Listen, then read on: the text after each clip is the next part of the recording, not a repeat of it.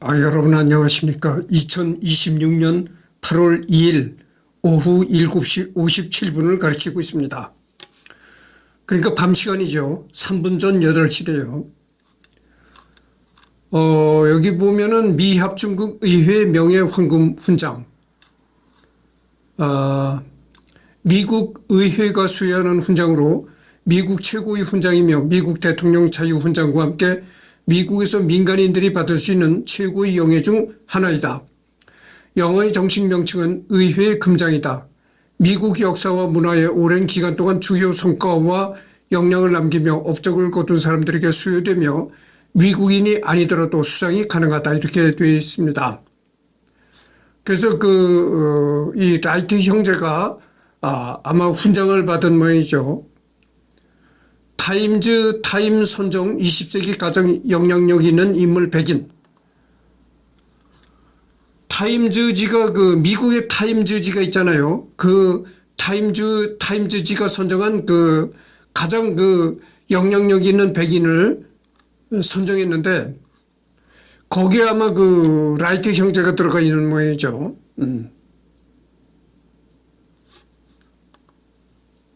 타임즈의 상징인 빨간 테두리 커버, 여기에 이 타임즈지의 표지에 이승만의 얼굴이 들어가 있네요. 여기.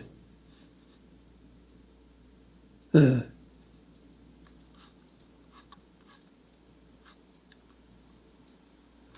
하여튼 그렇습니다. 라이프 선정 20세기 가장 영향력 있는 미국인. 이렇고. 디스커버리 선정 위대한 미국인. 이렇게 나와 있네요.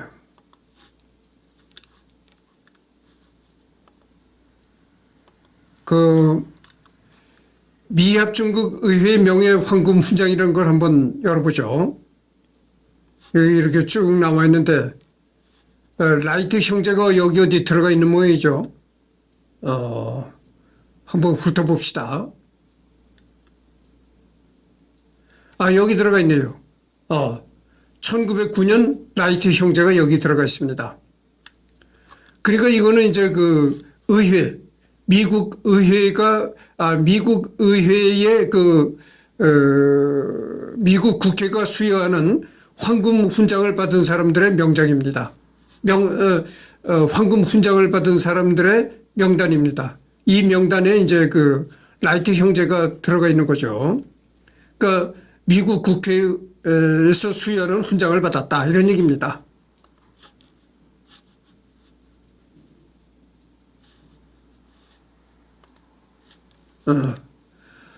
그리고 타임즈지가 선정한 20세기 가장 영향력 있는 인물 100인. 여기도 라이트 형제가 들어가 있네요. 그리고 디스커버리 선정 위대한 미국인, 여기도 이제 라이트 형제가 들어가 있는 모양이죠. 하여튼 이렇게 라이트 형제가 이렇게 아주 미국의 유명한 인물 100인에 흔히 선정이 된다는 얘기입니다. 한마디로.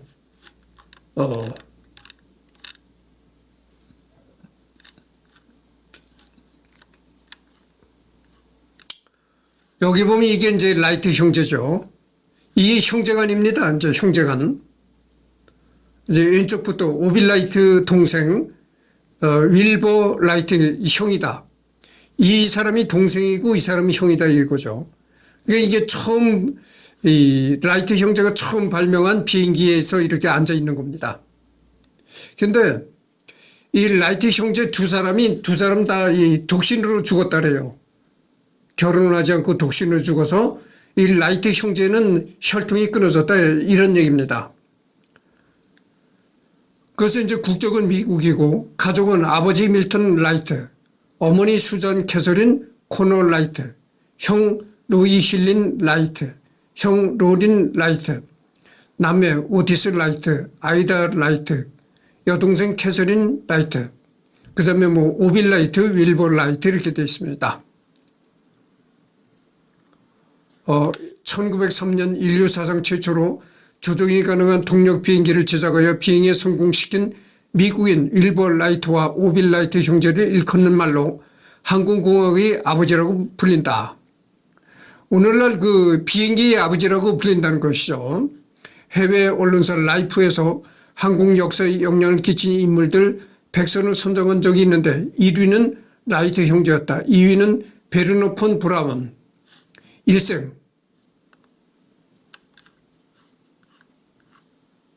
그다음에 가족사. 아버지 밀턴 라이트는 목사였으며 어머니 수존 캐서린 코너 가게는 부계가 영국계 미국인 및 네덜란드계 미국인, 모계가 독일계 미국인 및 스위스계 미국인이다. 위인전에서는 흔히 서민 출신으로 묘사되나 그들의 조상은 대단한 명문 자본가 가문 출신이다. 그러니까 여기 보면은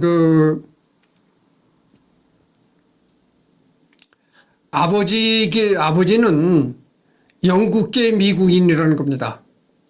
영국계 미국인과 영국계 미국인 그리고 네덜란드.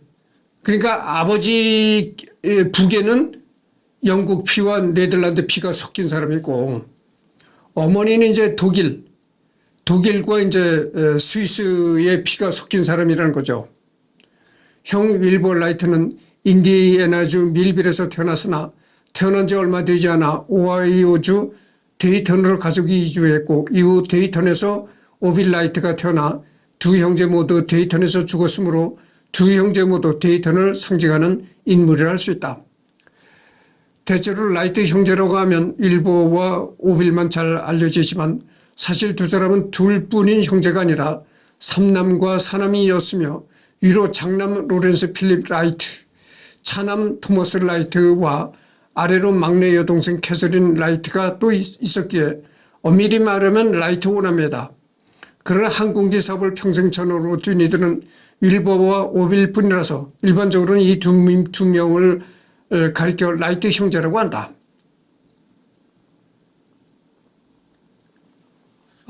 그러니까 뭐 내가 방금 전에 좀 말을 잘못한 것 같은데 이 두 사람이 이제 결혼을 안 하고 이제 독신을 죽었죠. 그래서 이제 이 두 사람이 남긴 자식들은 없고 이 두 사람 말고 이제 다른 형제들이 또 있으니까 이 라이트 형제 가문은 아마 그 혈통이 끊어지지 않았을 겁니다.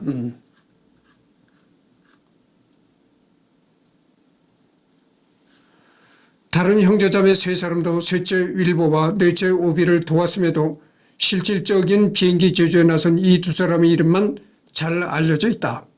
이들 오남매는 이미 어릴 때 눈썰매 경주 시합에서 개조 썰매로 우승하기도 했다.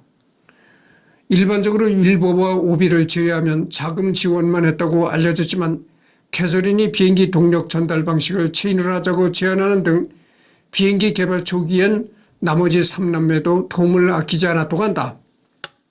한때 오남매는 지역 신문사를 경영하면서 호황을 누리기도 했으나 메이저 대기업 신문사의 진출로 파산하여 자전거 가게를 하면서 살았다.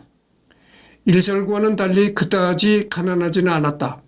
그 밖에도 기계 완구 가게도 같이 하면서 작은 글라이더 놀이를 즐기면서 이걸 크게 만들어 보면 어떨까 하는 호기심을 가졌고 독일의 오토 릴리엔탈이 글라이더로 하늘을 날았다는 소식에 자신들도 연구하면 할 수 있다고 믿고 독자적으로 연구를 하기 시작했다.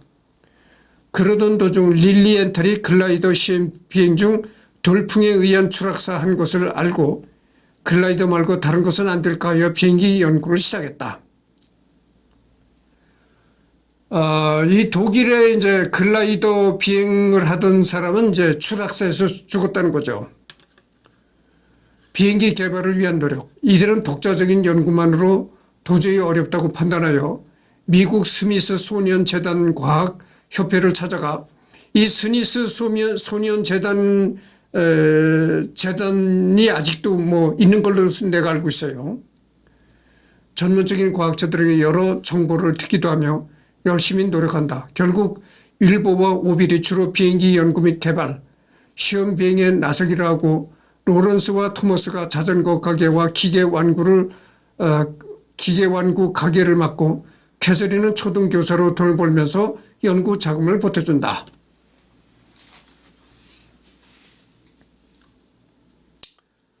이것이 이제 라이트 형제가 처음 발명한 비행기죠. 이걸 보십시오. 허접하잖아요. 무슨 이게 글라이더 형식으로 이랬는데 1903년 12월 17일 플라이어 1호의 첫 시험 장면이라는 거죠. 이게 이제 이런 비행기를 만들어 가지고 처음으로 이제 시험 삼아 이렇게 비행을 해보는 겁니다.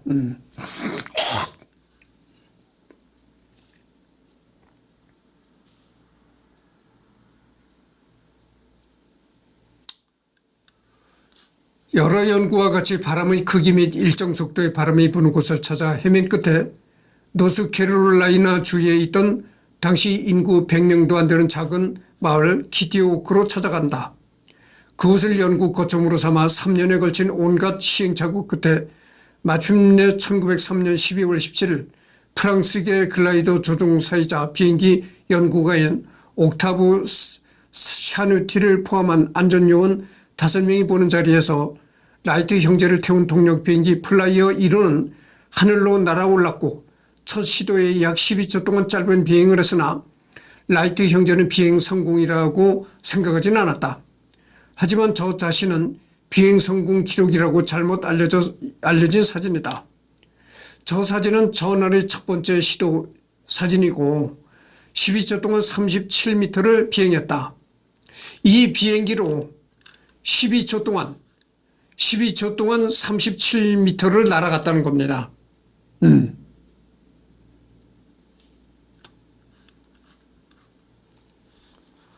라이트 형제는 최소 100m를 날아야 비행 성공이고 그 미만은 비행도 아니고 단순한 점프일 뿐이라고 했다. 네 번째가 되어서야 59초 동안 260m를 날아서 비행에 성공했다. 그리고 저 사진은 비행 성공 5년 후인 1908년에 공개된다. 그리고 이제 이게 38m까지 못 갔다고 하잖아요. 그래서 이제 자꾸 이제 시행착오를 겪으면서 시도하다가 네 번째가 되어서야 260m까지 날아갔다 이런 얘기입니다. 그래서 이 라이트 형제는 라이트 형제가 이렇게 생각했다는 거죠. 38m 날아가는 거는 성공했다고 할 수가 없다. 최소한 100m는 가야 되지 않겠는가 이렇게 얘기를 했던 거죠. 그래서 이 라이트 형제는 이거를 성공이라고 생각 안 한다는 겁니다. 그래서 그 후에 여러 번 하다가 네 번째 가서 260m를 이제 비행했다는 거죠. 그래서 그거를 이제 성공했다고 생각한다는 겁니다. 형제는 비행 성공 소식을 목사인 아버지에게 알리기 위해 전보를 쳤는데 전보 담당자의 친구였던 기자가 이 소식을 듣고 기사를 내면서 이들의 업적이 알려지게 되었다. 그러나 기대와는 다르게 비행 사실은 대중들을 흥분시키지 않았고 이내 뉴스는 조용해졌다. 알려지지 않은 순환. 그러니까 라이트 형제가 비행기를 만들어가지고 나는데 성공했다. 이렇게 되면은 세상 사람들이 떠들썩해지고 떠들썩해지고 참 사회적으로 큰 반향을 일으킬 줄 알았었는데 의외로 담담하더라고요. 거기에 대해서 깊은 관심을 갖는 사람이 없었더라 이런 얘기입니다. 알려지지 않은 순환. 보통 위인전에는 잘 포함되어 있지 않지만 그들의 동력 비행 이후의 행보는 순탄치 않았다. 비행이 성공했다는 소식에도 미국 과학계는 축하는커녕 시기와 질투를 보이거나 그래서 나보고 뭐 어쩌라는 거냐 식으로 시큰둥하거나 무관심으로 일관했던 경우가 대세였다. 라이트 형제가 비행에 성공했다. 이러니까 그게 나하고 무슨 상관인 거야. 다 이런 식으로 얘기를 했던 거죠. 우리 속담에 이런 얘기가 있잖아요. 사촌이 땅을 사면 뭐 배가 아프다 이런 그 속담도 있잖아요. 어처구니 없게도 형제를 못 살게 군 사람 중 한 명이 바로 라이트 형제가 직접 찾아가 가르침까지 구했던 스승이나 다름없는 세뮤얼 랭글리 박사였다. 그는 스미소니언 과학협회 간부를 역임할 정도로 당시에는 명망 있는 학자 중 하나였다. 글라이더 비행에 성공한 랭글리는 이미 1897년부터 동력 비행기 개발에 힘을 기울여 왔는데 무명의 아마추어 형제들이 자신을 지치고 동력 비행에 성공했다는 소식에 분노하는 배은망덕한 모습을 보였다. 하필이면 1899년 라이트 형제가 랭글리 박사를 찾아와서 가르침과 자문을 받는 와중에 동력 비행기에 대한 정보를 들었기에 랭글리 박사는 자신의 연구 성과를 형제들이 무단으로 훔쳐갔다며 이를 갈았다. 특히 1903년 12월 8일로부터 아흘에 전 랭글리 박사는 동력 비행기 시험 비행에 나섰다가 추락한 적이 있었기에 라이트 형제가 성공했다는 것에 대해 순간 열등감을 가졌다. 정작 라이트 형제의 방식과 랭글리 박사의 방식은 매우 달랐는데 랭글리 박사는 단순하게 새나 비행선을 참고하던 다른 도전자들과는 다를 게 없었지만 라이트 형제가 참고한 것은 선박과 물이었다. 사실 라이트 형제는 세뮤얼 랭글리에게만 지식을 얻은 것도 아니었다. 글라이더 연구가인 독일 출신의 오토 릴리엔탈 같은 사람들도 라이트 형제에게 영향을 끼쳤으며 솔직히 말하자면 세뮤얼 랭글리가 유독 발공한 이유도 라이트 형제가 제자나 가르침을 받은 사람이 아닌 경쟁자였기 때문이다. 사실 토머스 에디슨도 경쟁자들에게 배우기도 하고 협력, 심지어 도둑질을 하기도 했으나 서로 사이가 그다지 좋지는 않았다. 그러니까 뭐 서양이나 동양이나 괜히 경쟁심에 사로잡혀가지고 아니 남이 응당구 성공했으면 박수를 쳐주고 좀 축하를 해줘야 되는데 그렇게 남이 성공하는 걸 박수를 쳐주고 축하해주는 사람은 정말 도량이 넓은 대인이다 그죠. 대부분의 사람들이 이렇게 시기심을 갖고 사촌이 땅을 사면 배가 아프다고 시기심을 갖고 이런다 그죠. 그래 대부분의 사람들이 이렇게 그 소인배적인 그런 사람들이라는 거죠. 그러나 이름에도 스미소니언 협회는 라이트 형제가 본인들 멋대로 도용했다고 정계, 재계, 학계, 인맥에 라이트 형제를 까내리는 흑색 선전을 계속했고 이런 여파로 인해 이들이 만든 비행기는 일절 팔리지 않았다. 하다못해 이들은 미 육군 측에 시험 비행도 여러 번 했지만 육군은 별 관심을 보이지 않았고 되레 유럽이나 아르헨티나 심지어 오스만 제국이나 일본 제국 같은 제3국들에서 더 큰 관심을 보이며 생산 공장을 자국 안에 만들자고 온갖 조건을 제시하며 유혹했다. 그러니까 뭐 이렇게 라이트 형제가 이제 비행에 성공하니까 뭐 미국에서는 그게 무슨 뭐 큰 성공이라고 전부 이렇게 콧방귀를 끼는 그런 정도였다. 오히려 미국이 아닌 이제 다른 나라에서 일본이나 아르헨티나 이런 다른 나라에서 많은 관심을 보이고 심지어는 돈을 주고 이제 사고 싶어 했다는 거죠. 그런 가운데 라이트 형제를 꾸준히 지지하던 옥타브 샤니트가 조국이었던 프랑스에 열심히 이들을 홍보했고 동력 비행기에 대한 걸 홍보한 끝에 결국 1908년 프랑스가 세계 최초로 동력 비행기 공장을 만들게 되었고 미 육군은 제시하는 시험 비행을 성공시키면 구입하겠다는 조건을 제시하며 시험 비행을 성공시켰지만 그럼에도 여러 조건이 안 맞는다면서 거부했다. 프랑스에서 최초로 라이트 형제가 발명한 비행기 공장을 우리가 만들어 보겠다. 우리가 그 만드는 공장을 세워서 만들어 보겠다 이랬다는 거죠. 그래서 프랑스에서 생산에 주력했지만 결국 공짜는 없다는 듯이 그만 제조 기술이 유출되어 버린다. 이 일로 프랑스는 독자적인 비행기 제작에 들어가고 더더욱 새로운 기술 등에 여러모로 노력하면서 라이트 형제의 인연은 끊어지게 되었다. 게다가 이때 앞서 말한 뒤몽과의 최초 발명 여부가 논쟁거리가 되었으며 10여 년간 스승이자 친구였던 옥타브 샤니트가 기술 유출에 연루된 게 드러나서 라이트 형제와 샤니트는 엄청나게 다툰 후 결국 갈라지게 된다. 그러니까 뭐 프랑스에서 이 라이트 형제가 발명한 비행기를 만들겠다 이랬는데 막상 만들다가 여러 가지 이제 기술이 뭐 유출이 됐다. 기술을 뭐 도둑 맞았다. 뭐 이런 건 때문에 이 라이트 형제와 아주 왼수지간이 됐다 이거죠. 이런 와중에 미국에서는 글렌 커티스라는 후발주자가 라이트 형제의 비행기와 어느 정도 비슷한 기술로 뒤늦게 특허를 낸 후에 공장을 차렸고 오히려 라이트 형제가 자신이 기술을 도용했다고 소송과 선동을 하며 라이트 형제를 비난하고 몰아붙였다.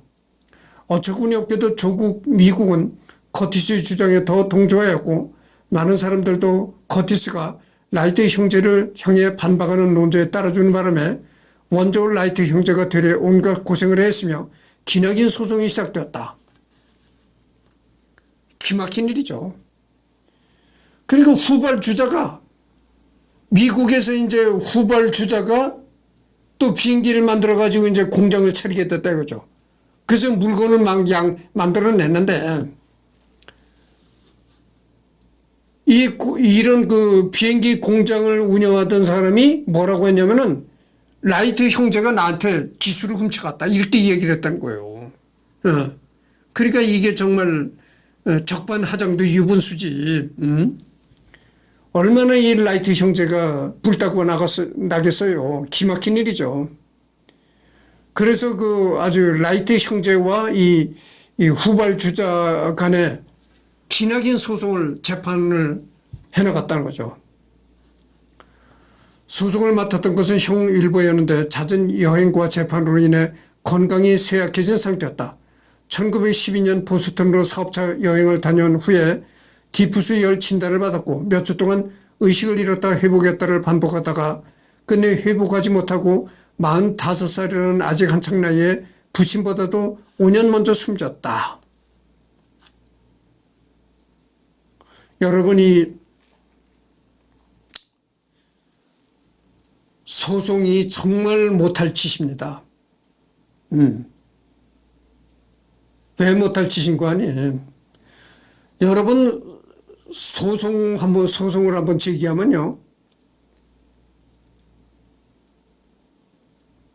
아무 때고 이 법원이나 이런 데서는 소환장이 오는 겁니다. 출두해라.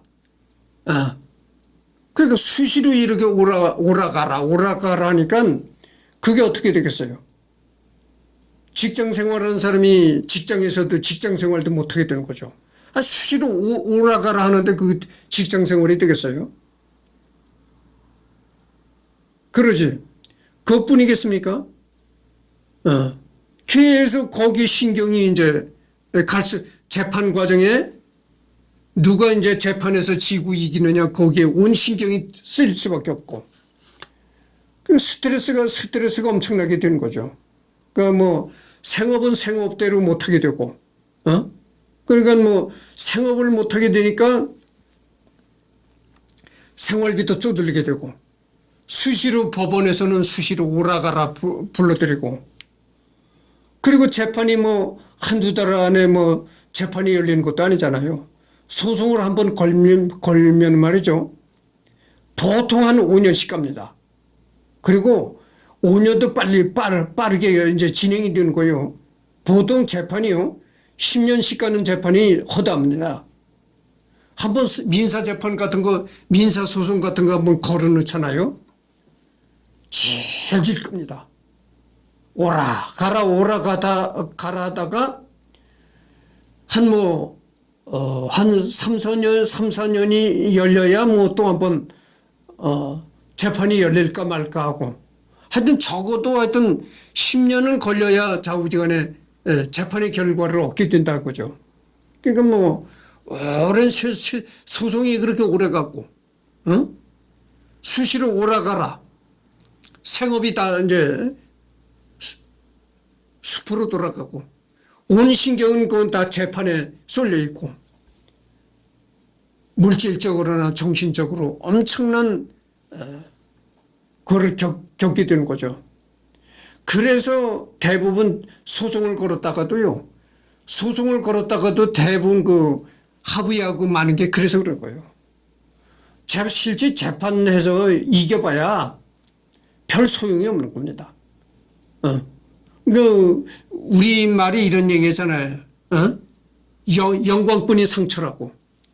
재판에서 이겨본들 엄청난 물적 피해나 정신적 피해를 입고 난 후에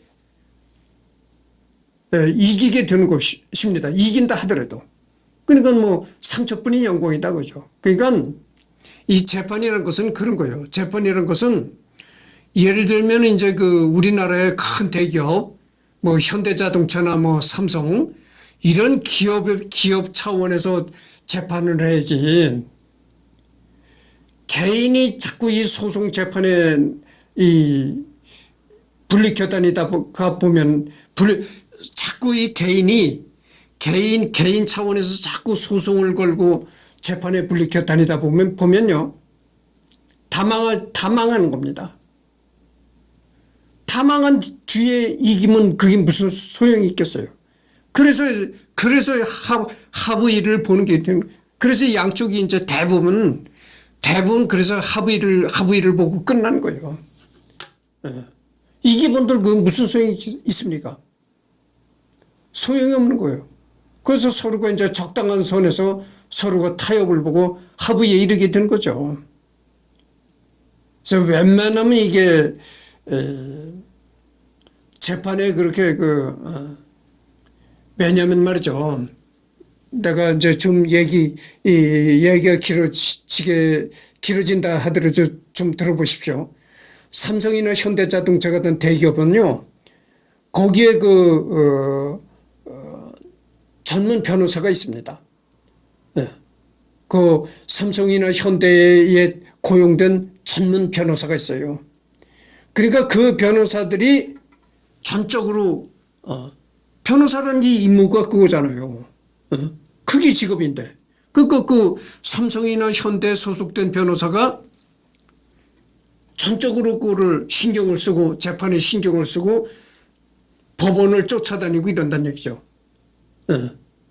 그러는데 큰 회사도 아니고 개인적인 신분은 너다지 그렇게 변호사를 고용할 수도 없는 거잖아요. 자기가 직접 오라가라면 자기가 직접 가야 되고. 그런데 그러니까 웬만하면 이제 적당한 차원에서 서로 합의를 보고 마는 거죠. 그게 현명한 일입니다.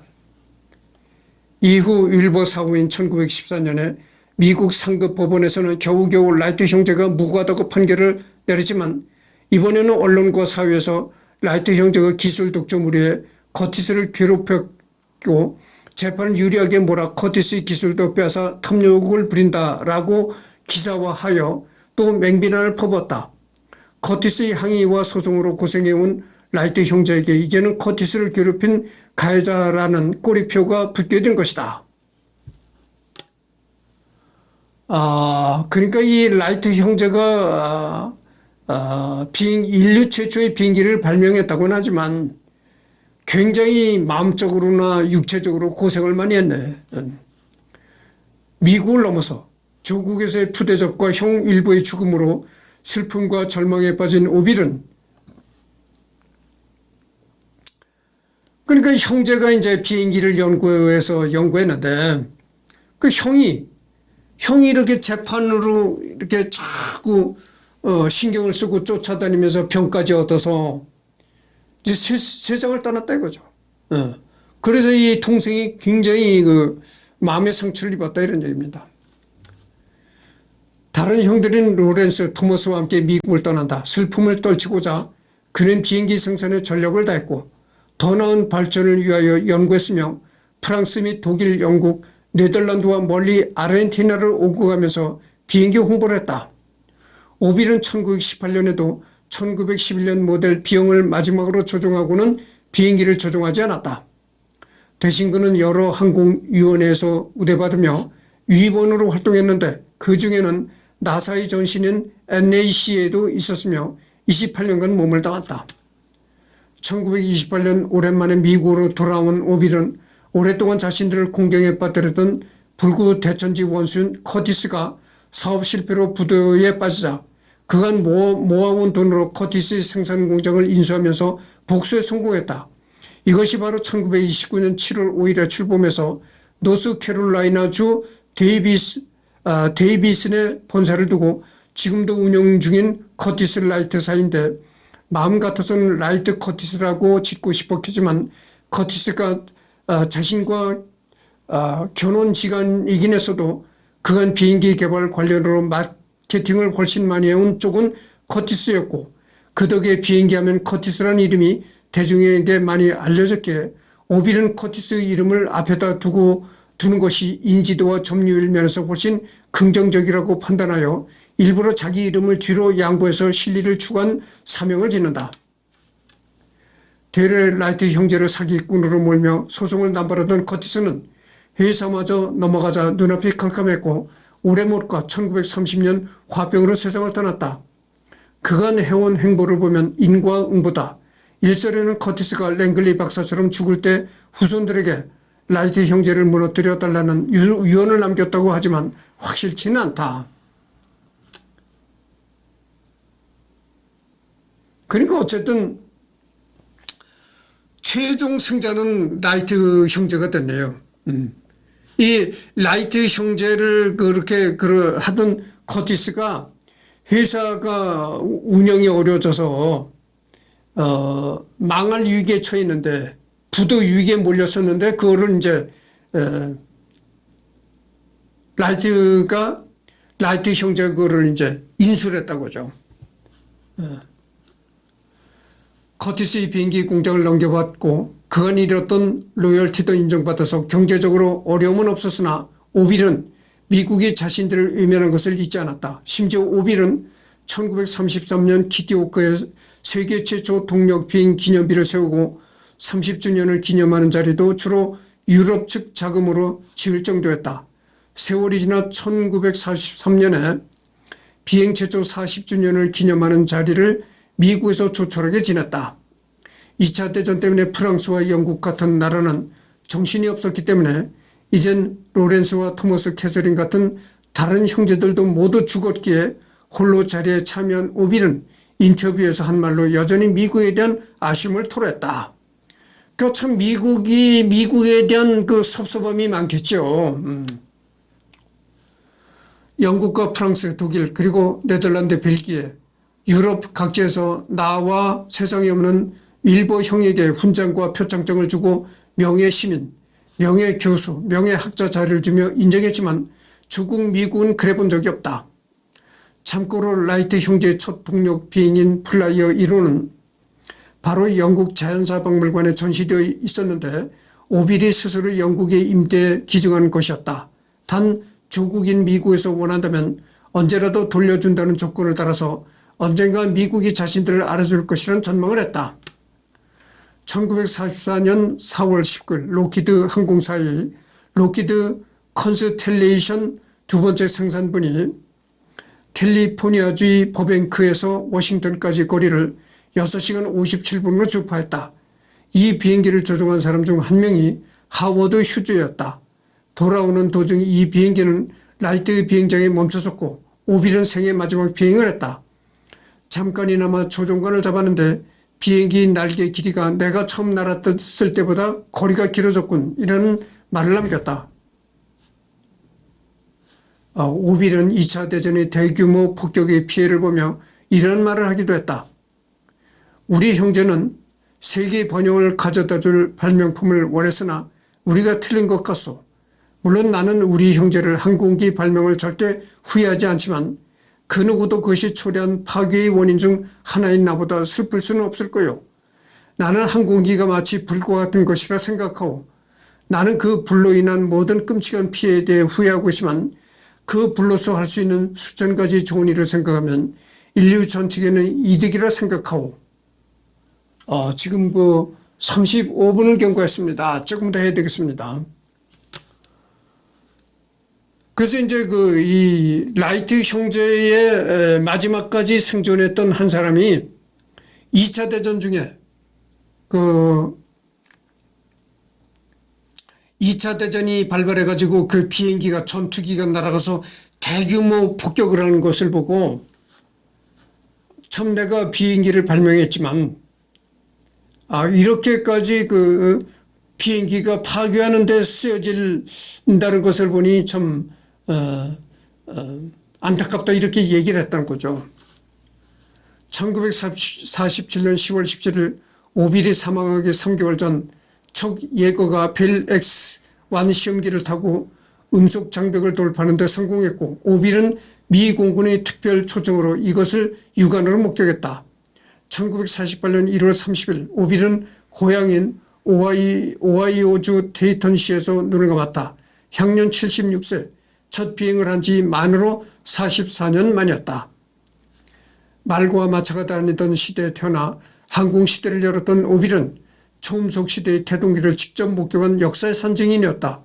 윌버와 오빌 모두 결혼을 하지 않아 자식은 없었다. 내가 처음에 얘기를 했잖아요. 이 라이트 형제 두 사람이 전부 다 독신으로 살다가 죽었다. 그런 얘기를 했습니다. 그래서 이제 그 라이트 형제 중에 제일 오래까지 생존했던 사람이 이제 초음속 비행기로 나르는 것까지 보고 죽었다 이런 얘기입니다. 그렇게 초음속 비행까지 발전하는 거를 직접 보고 죽었다 이런 얘기죠.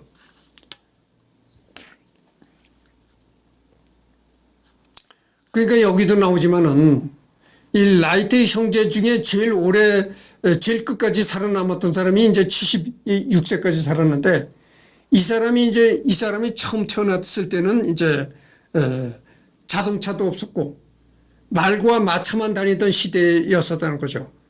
말과 마차만 다니던 시대에 태어나가지고 하늘을 나르는 비행기까지 만들었던 사람이다 이런 얘기입니다. 그러니까 이 라이트 형제도 어쨌든 영웅이죠. 영웅. 지금 38분을 경과했습니다. 그래서 이것으로 이제 여기서 끝을 맺고 다음에는 형제가 떠난 이유 여기를 하도록 하겠습니다. 그래서 요즘에 내가 시간이 많아요. 여름 휴가를 받았기 때문에 시간이 많거든요. 그래서 이제 하여튼 시간이 있으니까 녹화할 그런 시간적인 여유는 많은데 그렇지만 또 할 일도 많아요. 그래서 하여튼 할 일이라는 게 내가 집에서 이제 개인적으로 할 일이 많은데 그래서 이제 여러분 유튜버 독자 전송 시대라는 유튜브를 하는 키 큰 여성이 있어요. 그 여성이 쓴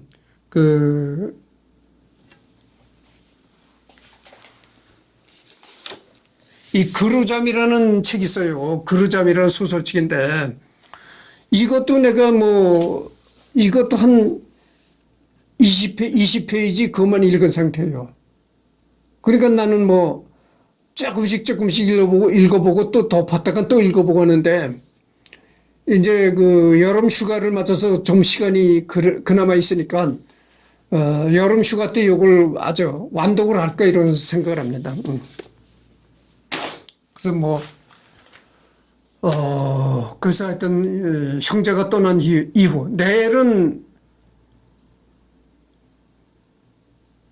내일이 월요일 날인데 내일도 내가 이제 여름 휴가를 놀거든요. 노는데 내일은 또 치과병원에 갈 일이 있어요. 내일 치과 이가 좀 부분적으로 깨졌어요. 그래가지고 그걸 떼우려고 이제 치과병원에 예약했는데 또 치과병원에 갔다가 하여튼 시간 나는 대로 또 녹화를 해서 올리겠습니다.